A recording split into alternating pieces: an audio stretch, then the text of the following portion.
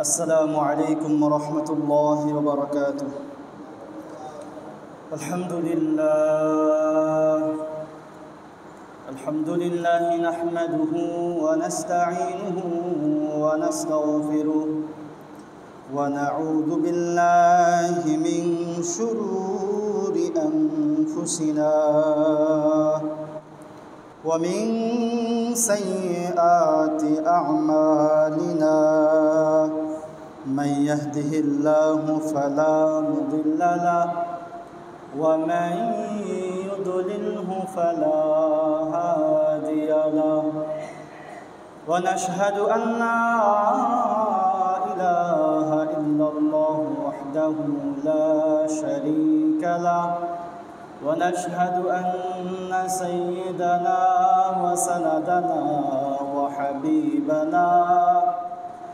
وحبيب ربنا ومولانا محمد صلى الله تعالى عليه وعلى آله وأصحابه وبارك وسلم تسليما كثيرا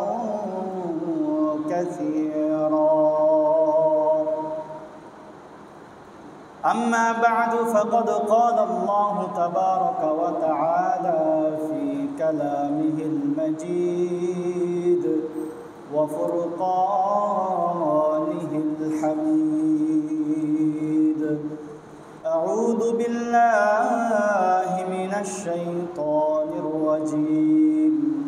بسم الله الرحمن الرحيم. ولتكن منكم أمة يدعون إلى الخير ويأمرون بالمعروف وينهون عن المنكر وأولئك هم المفلحون. صدق الله العلي العظيم وصدق رسوله النبي الكريم ونحن على ذلك من الشاهدين والشاكرين. সবাই মুহাব্বতের সাথে দুরূদ ইব্রাহিম পড়ি। আল্লাহুম্মা সাল্লি আলা মুহাম্মাদিন ওয়া আলা আলি মুহাম্মাদ কামা সাল্লাইতা আলা ইব্রাহিম ওয়া আলা আলি ইব্রাহিম ইন্নাকা হামিদুম মাজিদ। اللهم بارك على محمد وعلى آل محمد كما باركت على إبراهيم وعلى آل إبراهيم إنك حميد مجيد صلى الله عليه وسلم. আলহামদুলিল্লাহ, আল্লাহ সুবহানাহু ওয়া তাআলার দরবারে অসংখ্য অগণিত শুকরিয়া যে মহান রব আমাদেরকে বিগত জুমা থেকে জুমা পর্যন্ত হায়াত দিয়েছেন এবং মুসলমানদের পবিত্র দুইটা উৎসব, পবিত্র দুইটা অনুষ্ঠান ঈদুল ফিতর এবং ঈদুল আযহা, কুরবানির মতো মহান একটা আমল আল্লাহ সুবহানাহু ওয়া তাআলা আমাদের মাধ্যমে করিয়েছেন। এই জন্য সবাই অন্তরের অন্তঃস্থল থেকে রবের দরবারে শুকরিয়া আদায় করি আলহামদুলিল্লাহ। আল্লাহ সুবহানাহু ওয়া তাআলা যত উম্মত এই দুনিয়াতে পাঠিয়েছেন এর মধ্যে সর্বশ্রেষ্ঠ উম্মত হিসেবে ঘোষণা করেছেন উম্মতে মুহাম্মাদীকে। পৃথিবীর সূচনা লগ্ন থেকে নবী মুহাম্মদ মুস্তাফা সাল্লাল্লাহু আলাইহি ওয়াসাল্লামের আগমন পর্যন্ত যত নবী আসছে পৃথিবীতে, যত রাসূল পৃথিবীতে আগমন করেছেন, যত নবী যত রাসূল ছিল, যত নবী এবং যত রাসূলের যত উম্মত ছিল, সমস্ত উম্মতের মধ্যে সবচেয়ে দামি উম্মত হচ্ছে উম্মতে মুহাম্মদী। এই দাম শুধুমাত্র এমনি এমনি হয়ে যায় নাই, বিভিন্ন দিক থেকে বিভিন্ন কারণে আল্লাহ সুবহানাহু ওয়া তাআলা এই উম্মতকে এত দামি বানিয়েছেন। দামি বানানোর অনেকগুলা কারণ আগে বলেছিলাম। একটা হচ্ছে এই উম্মতের জন্য সর্বশ্রেষ্ঠ নবী, এই জন্য এই উম্মতের এত দাম। এই উম্মতের জন্য সর্বশ্রেষ্ঠ কিতাব কোরআনুল কারীম, যেটা অন্য কোনো উম্মতের জন্য ছিল না, এই জন্য এই উম্মতের এত দাম। এই উম্মতের জন্য রয়েছে জুমার দিন, যেটা হচ্ছে সপ্তাহের মধ্যে শ্রেষ্ঠতম দিন, এটাও অন্য কোনো উম্মতের জন্য ছিল না। এমনিভাবে অনেক কিছুর কারণে এই উম্মতকে আল্লাহ সুবহানাহু ওয়া তাআলা সমস্ত উম্মতের উপর আল্লাহ তাআলা দামি বানিয়েছেন। এরই ধারাবাহিকতায় এই উম্মতকে দামি বানানোর পিছনে আরও বড় একটা কারণ রয়েছে। সেই কারণটা হচ্ছে এই উম্মতের উপর আল্লাহ সুবহানাহু ওয়া তাআলা দায়িত্ব দিয়েছেন যে তারা সৎ কাজের আদেশ করবে, অসৎ কাজ হতে নিষেধ করবে। আল্লাহ তাআলা পবিত্র কালামের মধ্যে বলেন, কুনতুম খায়রা উম্মাতিন উখরিজাত লিন-নাস, তোমরা হচ্ছ সর্বশ্রেষ্ঠ জাতি। উখরিজাত লিন-নাস, তোমাদেরকে মানুষের কল্যাণের জন্য বের করা হয়েছে। আল্লাহ সুবহানাহু ওয়া তাআলা তোমাদেরকে মানুষের কল্যাণের জন্য তোমাদেরকে বানিয়েছেন। তোমাদের দায়িত্ব কি? তা'মুরুনা বিল মা'রুফ ওয়া তানহাউনা আনিল মুনকার। তোমাদের দায়িত্ব হচ্ছে তোমরা মানুষকে সৎ পথের দিকে আদেশ করবে, সৎ পথের দিকে আহ্বান করবে, আর মন্দ কাজ হতে মানুষকে বাধা দেবে। এই জন্য তোমাদেরকে আমি সর্বশ্রেষ্ঠ উম্মত হিসেবে ঘোষণা করে দিলাম। অর্থাৎ এই উম্মতকে সর্বশ্রেষ্ঠ উম্মত বানানোর পিছনে আরও একটা বড় কারণ হচ্ছে এই উম্মত মানুষকে সৎ কাজের দিকে ডাকে এবং অসৎ কাজ হতে মানুষকে বাধা প্রদান করে। এই উম্মত শ্রেষ্ঠ উম্মত হওয়ার পিছনে এটাও একটা বড় কারণ। কোনো প্রকৃত মুমিন যে নিজেকে মুসলিম হিসেবে দাবি করে, তার সামনে খোদার কোনো নাফরমানি হবে, আল্লাহ তাআলার বিরুদ্ধাচরণ হবে, এটা কোনো মুমিন, প্রকৃত যে মুমিন, সে বরদাস্ত করতে পারে না। একজন প্রকৃত মুমিনের সামনে খারাপ কাজ হইতে দেখলে সে অবশ্যই তার দায়িত্ব হচ্ছে বাধা দেয়া। এখন এই দায়িত্ব পালনে যদি কোনো মুমিন, কোনো মুসলমান যদি ত্রুটি করে, অবহেলা করে, তাহলে তার জন্য দুনিয়া এবং আখেরাত উভয় জাহানে রয়েছে শাস্তি, এবং পাশাপাশি আখেরাতে তাকে কিয়ামতের ময়দানে আল্লাহ সুবহানাহু ওয়া তাআলার সামনে জবাবদিহিতার সম্মুখীন হতে হবে যে বান্দা, তোমার সামনে আমার এই বান্দা আমার নাফরমানি করেছে, তুমি কেন বাধা দেও নাই? সেই হিসাবে একজন মুমিন মুসলমানের দায়িত্ব হচ্ছে, তার মুমিন হওয়ার দাবি হচ্ছে এটা যে তার সামনে যখন কোনো খারাপ কাজ হতে দেখবে সে এটার বাধা দিবে, সে এটাকে প্রতিহত করার চেষ্টা করবে। তো এই নাহি আনিল মুনকার অর্থাৎ অসৎ কাজ হতে বাধা দেওয়ার কি গুরুত্ব, এই সম্পর্কে সংক্ষিপ্ত কিছু আলোচনা করার চেষ্টা করব। ওয়ামা তৌফিকি ইল্লা বিল্লাহ।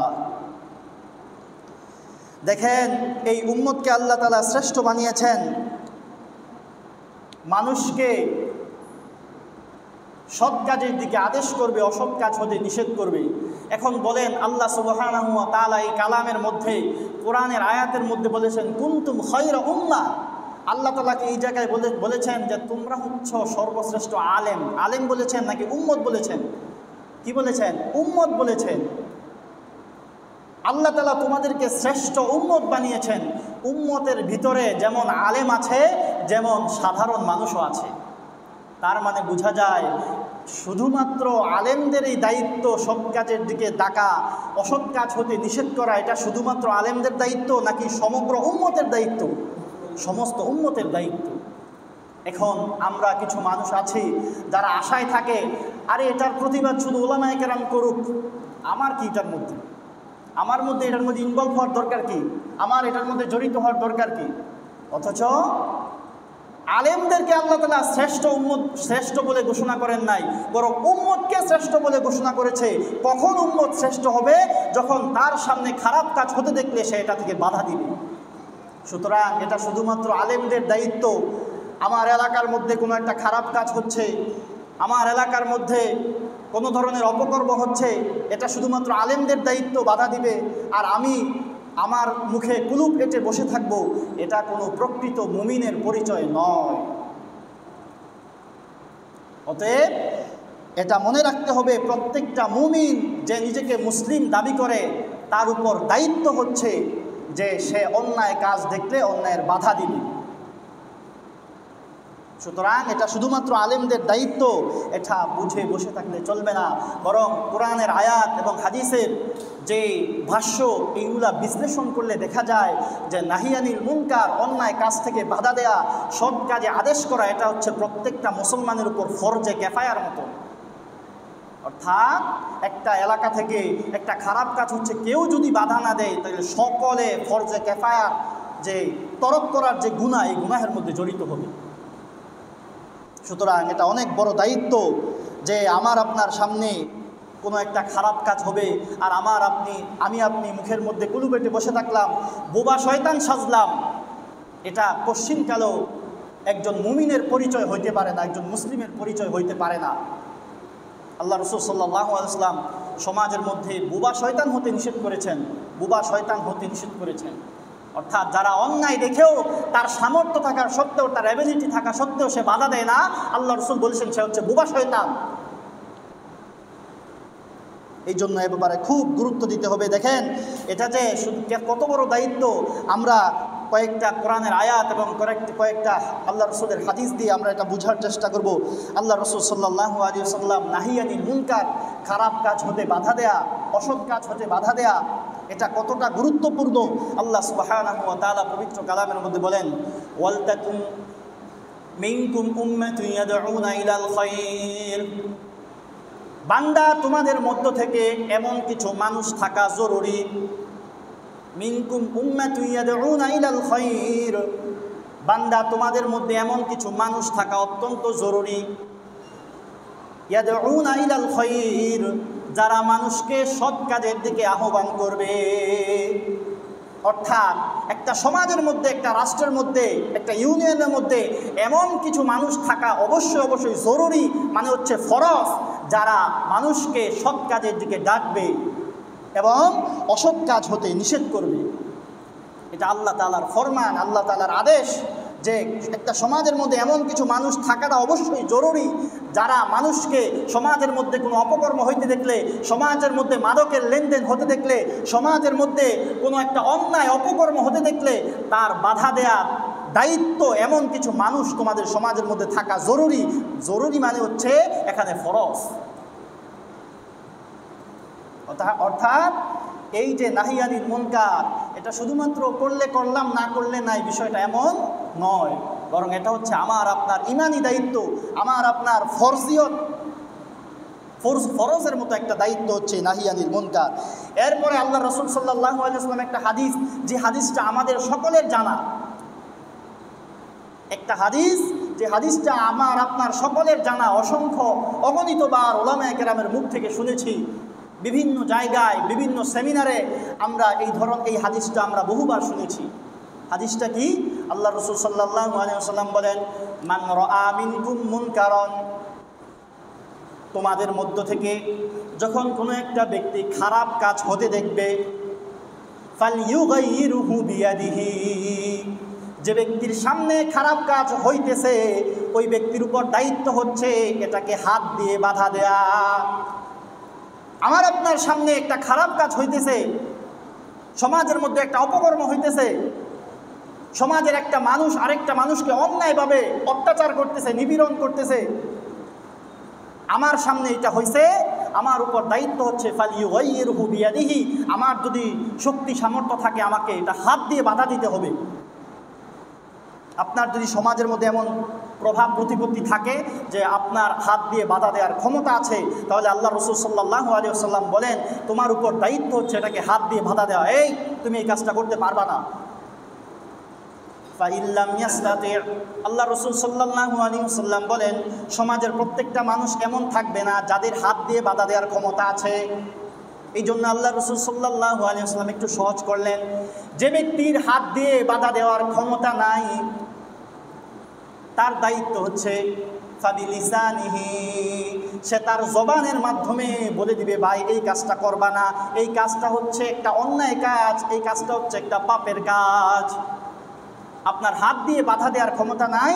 আল্লাহ রাসূল সাল্লাল্লাহু আলাইহি ওয়াসাল্লাম বলেন এত পরিমাণ ঈমানওয়ালা যদি তুমি না হয়ে থাকো তাহলে তোমার উপর দায়িত্ব হচ্ছে কমপক্ষে মুখ দিয়ে এই কথার বাণীটা পৌঁছে দেয়া, ভাই তুমি যে কাজটা করতেছো এই কাজটা ঠিক না, এই কাজটা তুমি অন্যায় করতেছো, এই কথাটা বলে দেয়া।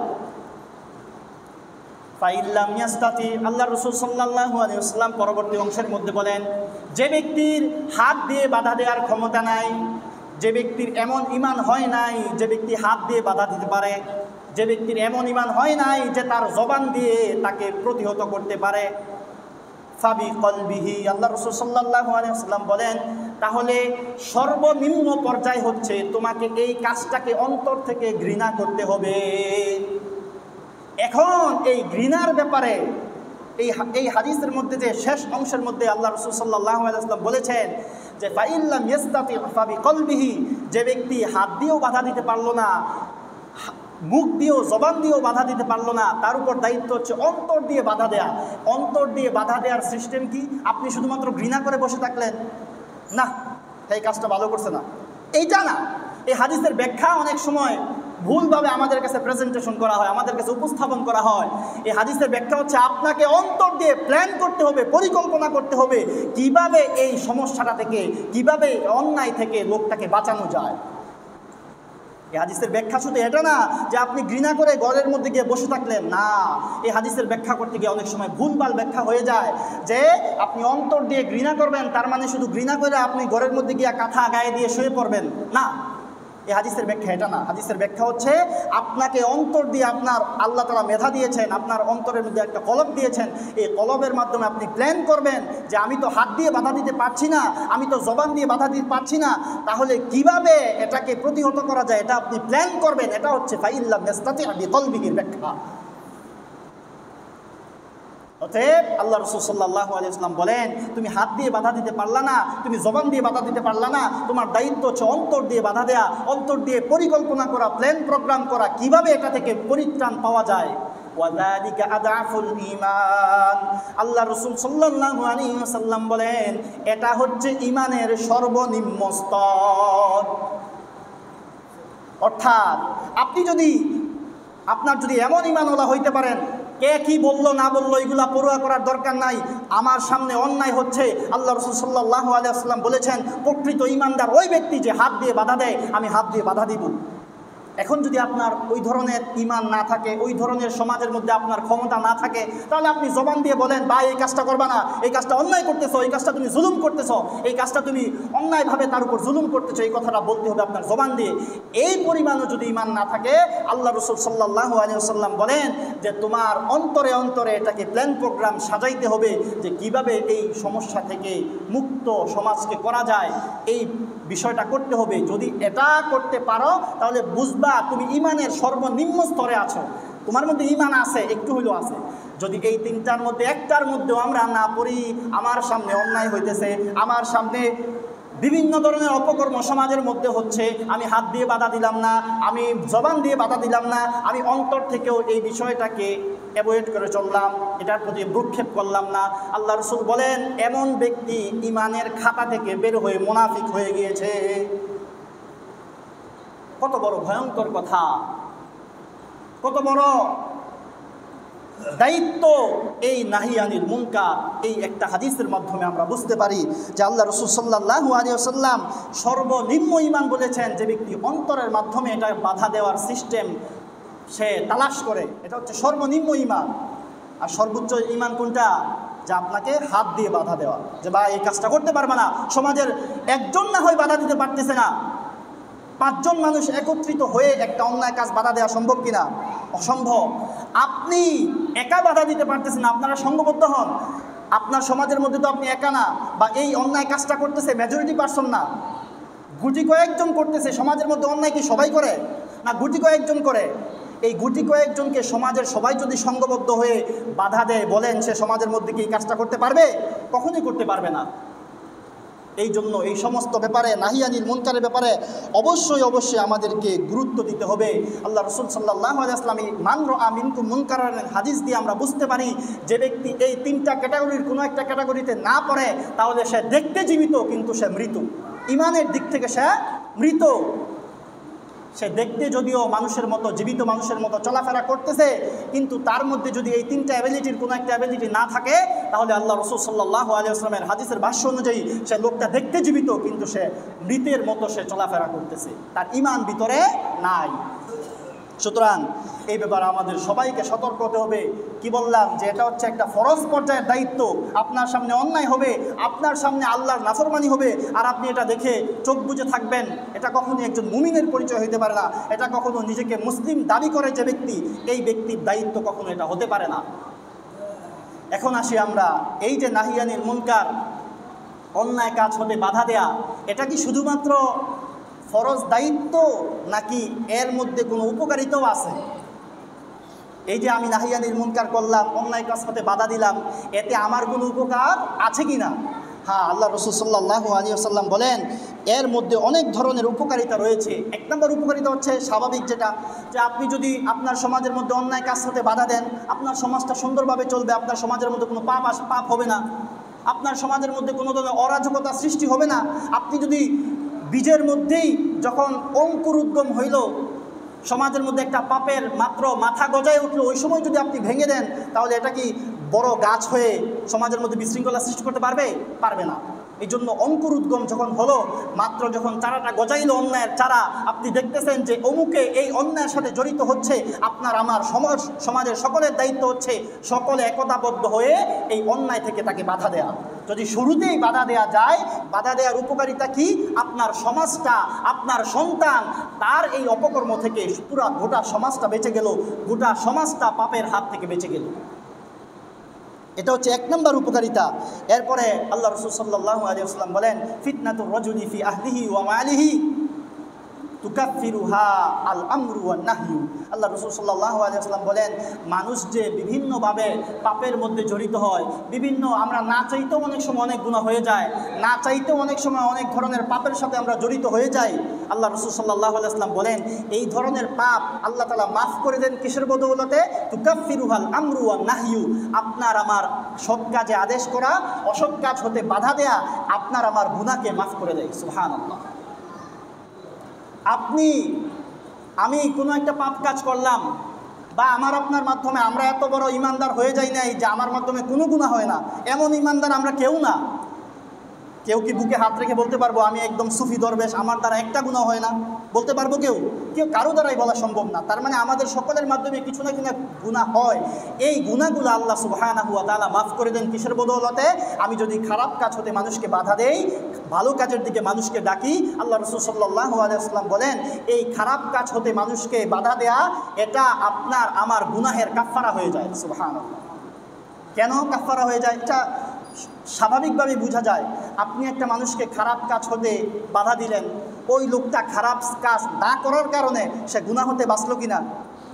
একটা লোককে খারাপ কাজে সে যাইতেছিল, আপনি বাধা দিলেন, ওই লোকটাকে বাধা দেওয়ার কারণে, ওই লোকটা খারাপ করতে বাঁচার কারণে সে গুনাহ হতে বাঁচলো কিনা?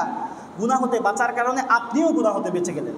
আবার একটা মানুষকে ভালো কাজের দিকে ডাকলেন, সে মনে করেন আপনি মসজিদে আসতেছেন, আসার সময় ডাকলেন এই নামাজের দিকে আসো, নামাজ পড়ে যাও, ওই লোকটা নামাজের মধ্যে আসলো, এখন ওই ব্যক্তির সওয়াব হয়েছে কিনা? এর একটা সওয়াবের পার্সেন্টেজ আপনিও পাবেন। সুতরাং বোঝা যায় কিনা যে আল্লাহ তাআলা খারাপ কাজ হতে মানুষকে বাধা দেয়া এবং ভালো কাজের দিকে মানুষকে ডাকার মাধ্যমে আল্লাহ সুবহানাহু ওয়া তাআলা আমার আপনার আমলের মধ্যে, আমার আপনার সওয়াবের মধ্যে বৃদ্ধি ঘটিয়ে দেন। এমনিভাবে আমার আপনার গুনাহকে আল্লাহ সুবহানাহু ওয়া তাআলা মাফ করে দেন। এরপর আল্লাহ রাসূল সাল্লাল্লাহু আলাইহি ওয়াসাল্লাম বলেন, সমাজের মধ্যে যখন কোনো অপকর্ম হয়, আর এই অপকর্ম হওয়ার পরে বা হওয়ার আগেই সমাজের কিছু মানুষ সমষ্টিবদ্ধ হয়ে ওই পাপ কাজ সাথে বাধা দেয়, আল্লাহ তাআলা ওই সমাজের মধ্যে নুসরত করেন, সাহায্য দেন। ওই সমাজের মধ্যে যদি কোনো আযাব গজব আসতো, ওই আযাব গজবটা আল্লাহ তাআলা উঠায় নেন। সুবহানাল্লাহ। অর্থাৎ খারাপ কাজ হতে বাধা দেওয়ার মাধ্যমে আল্লাহ সুবহানাহু ওয়া তাআলার সাহায্য আসে। আরেকটা উপকারিতা একটু আগে বললাম যে আল্লাহ রাসূল সাল্লাল্লাহু আলাইহি ওয়াসাল্লামের এই উম্মতকে, উম্মতে মুহাম্মদীকে আল্লাহ সুবহানাহু ওয়া তাআলা সর্বশ্রেষ্ঠ উম্মত বানিয়েছেন। কেন বানিয়েছেন বলেছিলাম, অনেকগুলো কারণ। এর মধ্যে একটা বড় কারণ হচ্ছে এই উম্মত মানুষকে কল্যাণের দিকে ডাকে এবং অকল্যাণ হতে মানুষকে বাধা দেয়। এই কারণে কুনতুম খায়রা উম্মাতিন উখরিজাত লিন-নাস, আল্লাহ তাআলা বলেন যে এই উম্মতকে আল্লাহ সুবহানাহু ওয়া তাআলা শ্রেষ্ঠত্ব দিয়েছেন, দামি বানিয়েছেন। এর একটা কারণ হচ্ছে এই উম্মত মানুষকে ভালো কাজের দিকে ডাকে এবং অন্যায় কাজ হতে মানুষকে বাধা প্রদান করে। এটাও হচ্ছে নাহি আনিল মুনকার, খারাপ কাজ হতে বাধা দেওয়ার আরেকটা উপকারিতা। এরপরে আল্লাহ রাসূল সাল্লাল্লাহু আলাইহি ওয়াসাল্লামের বিভিন্ন হাদিস, বিভিন্ন কোরআনের আয়াতের মাধ্যমে আমরা দেখতে পাই যে খারাপ কাজ হতে বাধা না দেওয়ার পরিণতিটা কি।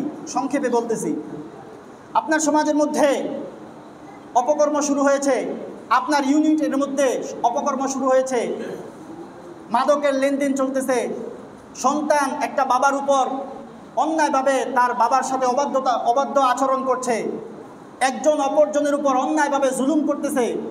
এই ধরনের বিষয় যখন শুরু হয়ে যাবে সমাজের মধ্যে, এখন এইগুলা শুরু হওয়ার পরে যদি কেউ বাধা না দেয়, তাদের পরিণতিটা কি আমরা কোরআনের মধ্যে পাই, আমরা হাদিসের মধ্যে পাই যে তাদের পরিণতিটা কেমন হবে।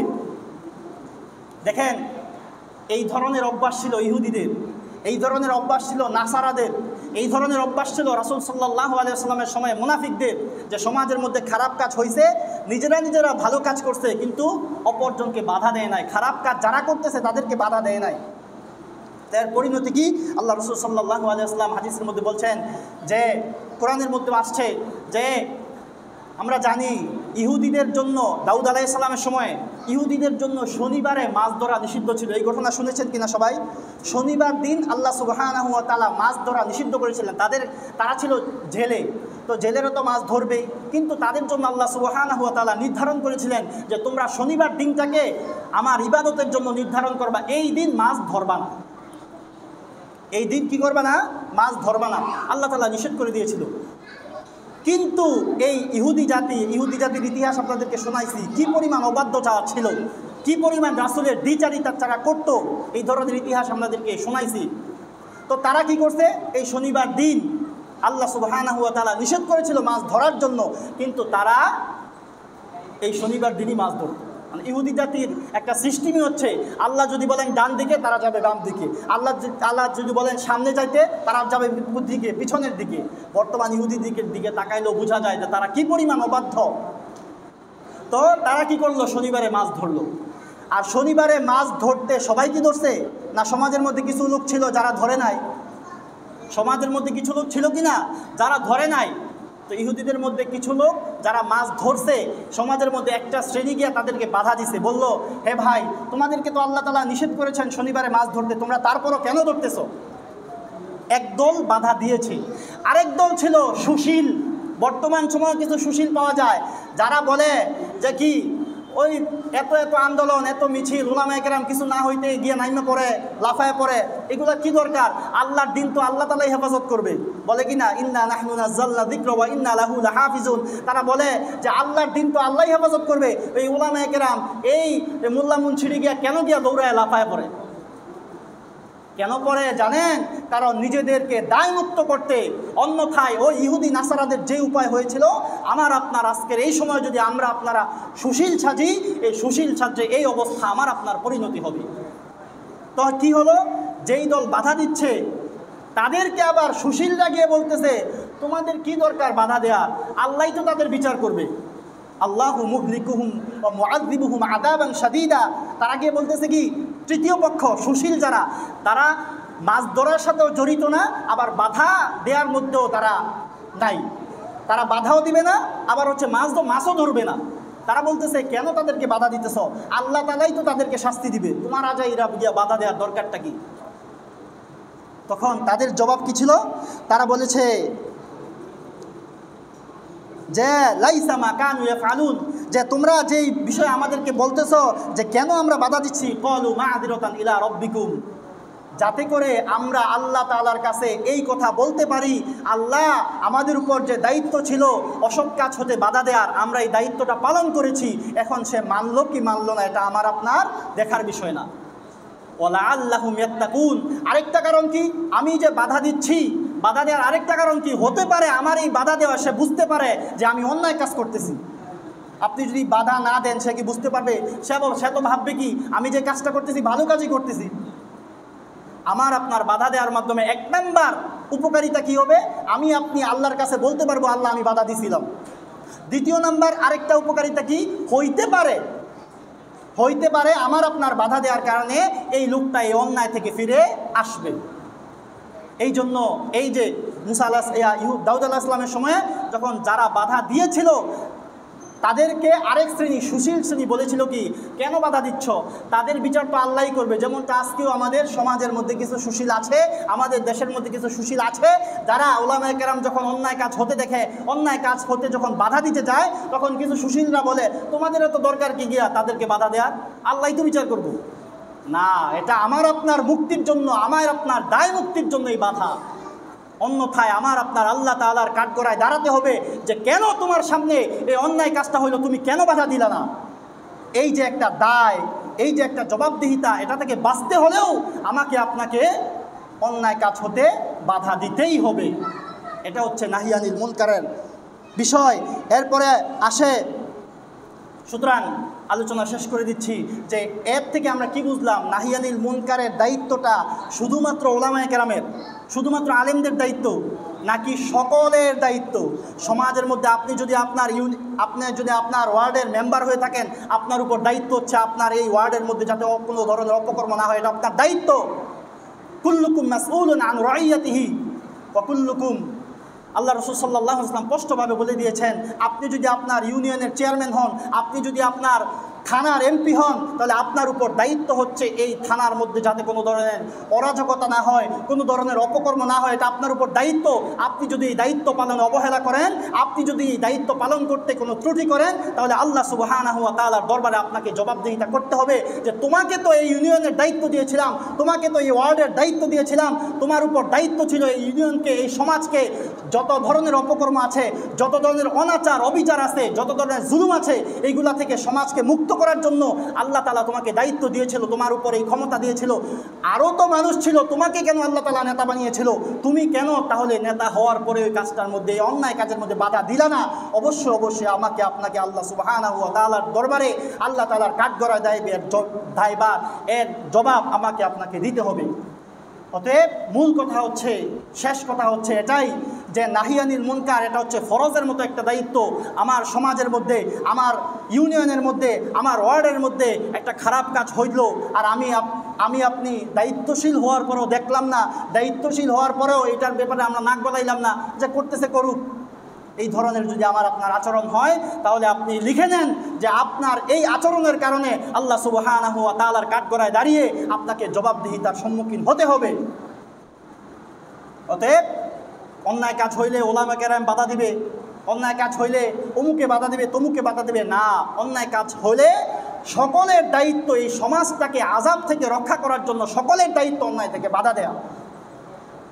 কারণ কি বললাম, যখন একটা সমাজের মধ্যে একদম অবলীলায় অন্যায় হতে থাকে, অবলীলায় অপকর্ম হতে থাকে, তখন আল্লাহ তাআলা এই সমাজের মধ্যে আযাব গজব দেন, আল্লাহ তাআলা এই সমাজের মধ্যে অভাব অনটন দেন। একটু আগেই বললাম, যদি এই অন্যায় থেকে বাধা দেয়া হয়, তাহলে আল্লাহ তাআলা এই সমাজটার মধ্যে শান্তি দান করেন, এই সমাজের মধ্যে আল্লাহ তাআলা শান্তি সমৃদ্ধি দান করেন। সুতরাং এই দায়িত্বটা আমাদের সকলের, এই দায়িত্বটা আমাদের ফরজ এর মতো দায়িত্ব, এই দায়িত্বটা। অতএব আমাদের সকলের দায়িত্ব হচ্ছে, আমাদের চোখের সামনে যখন কোনো একটা অন্যায় কাজ হতে দেখব, অবশ্যই আমার আপনার যদি হাত দিয়ে বাধা দেওয়ার ক্ষমতা থাকে, আল্লাহ রাসূল বলেছেন তোমার হাত দিয়ে তুমি বাধা দাও। তুমি যদি হাত দিয়ে বাধা দেওয়ার ক্ষমতা না থাকে, তাহলে কমপক্ষে তুমি জবান ব্যবহার করো, তুমি তোমার মুখ দিয়ে বলো যে তুমি যে কাজটা করতেছো এই কাজটা ভালো করতেছো না। তৃতীয় নাম্বার, সর্বশেষ ক্যাটাগরির যে ঈমান, এরপরে আর কোনো ইমানদার থাকতে পারে না। সর্বশেষ ক্যাটাগরির ইমান হচ্ছে কমপক্ষে আপনাকে অন্তরে অন্তরে এর প্ল্যান করতে হবে, প্ল্যান সাজাইতে হবে কিভাবে এই অন্যায় থেকে সমাজটাকে রক্ষা করা যায়। আল্লাহ রাসূল বলেন ওয়াদালিকা দাফুল ঈমান, এটা হচ্ছে ঈমানের সর্বনিম্ন স্তর। এই 3 ক্যাটাগরির একটার মধ্যেও যদি আমি না পড়ি তাহলে আমার আপনার নামটা মুসলিম মুমিন এর থেকে কেটে আল্লাহ সুবহানাহু ওয়া তাআলা মুনাফিকের দপ্তরে নামটা লিখে দিবেন। অতএব আমাদের সবাইকে সতর্ক হতে হবে। সমাজের মধ্যে যদি কোনো অনাচার অবিচার হয় এইগুলা থেকে আমাদের সকলকে মিলে বাধা দিতে হবে। গত সপ্তাহে আমাদের এই পলাশ থানার ওসি সাহেব আসছিলেন, বলে গিয়েছিল যে মাদকের বিষয়ে, এই মাদকের বিষয়ে আমরা সবাই সচেতন থাকবো। বিশেষ করে যারা দায়িত্বশীল তারা এই ব্যাপারে যদি কঠোর থাকে, সমাজপতিরা যদি এই ব্যাপারে কঠোর থাকে, তাহলে সমাজের মধ্যে মাদকের কোনো লেনদেন, মাদকের কোনো সয়লাভ হতে পারে না। দেখেন, মাদকের উপরেই কিন্তু আপনার সমাজটা শান্তিতে থাকবে নাকি অশান্তিতে থাকবে এটা নির্ভর করে। কারণ মাদকের পরেই বিভিন্ন ধরনের অপকর্মের মধ্যে মানুষ লিপ্ত হয়। মাদকের নেশায় যখন সে নেশাগ্রস্ত হয়, নেশাগ্রস্ত হয়েই কিন্তু মানুষ বেশিরভাগ অপকর্ম করে। অতএব এই ধরনের মাদক, ওসি সাহেব আয়েশা বলে গেছেন যে আমাদের মসজিদের মধ্যে আয়েশা বলে গেছেন যে কোনো ধরনের মাদকের সাথে যারা জড়িত তাদেরকে আমি যদি আমার ছেলে যদি এই মাদকের সাথে জড়িত হয় তাহলে আমার আপনার দায়িত্ব হচ্ছে তাকে বাধা দেওয়া। কারণ এই ছেলেই আজকে আপনি তাকে বাধা দিচ্ছেন না, যা মন চায় করতে থাকুক, এরপরে তিনি ঐশীর মতো আপনার বুকের মধ্যে এসে ছুরি চালাবে। এই অবাধ্য সন্তান আজকে অন্যজনের সাথে বেয়াদবি করতেছে, আপনি কিছু বলতেছেন না, আজ হোক কাল হোক আপনার সাথেও সে সেম বেয়াদবি করবে। এই জন্য আমার আপনার দায়িত্ব হচ্ছে আমার আপনার সন্তান কি করে না করে এগুলার খেয়াল রাখা। আমার আপনার সমাজের মধ্যে আমি যদি সমাজের দায়িত্বশীল হই, আমার উপর দায়িত্ব হচ্ছে সমাজের কে কী করতেছে না করতেছে এগুলো আমার আপনার দেখাশোনা করা। আল্লাহ তাআলা আমাদের সবাইকে নাহি আনিল মুনকার, সৎ কাজে আদেশ এবং অসৎ কাজে বাধা দেওয়ার আল্লাহ সুবহানাহু ওয়া তাআলা প্রত্যেকটা মুমিন মুসলমানকে তৌফিক দান করুক। ওয়া আখিরু দাওয়ানা আলহামদুলিল্লাহি রাব্বিল আলামিন।